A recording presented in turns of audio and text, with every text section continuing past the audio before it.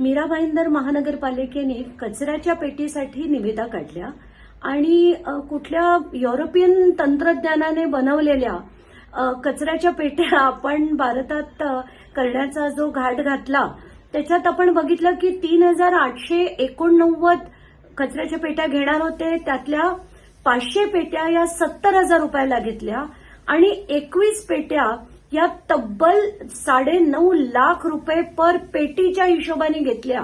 म्हणजे आता काय बोलावं मला कळत नव्हतं. मला असं वाटलं की मी आयुक्तांशी याबद्दल बोललं पाहिजे, माझ्या भावना त्यांना सांगितल्या पाहिजेत आणि हा खर्च तुम्ही म्युनिसिपल शाळांवर करा, हॉस्पिटल्सवर करा आणि ही निविदा तुम्ही थांबवा, ही अशी माझी मागणी होती.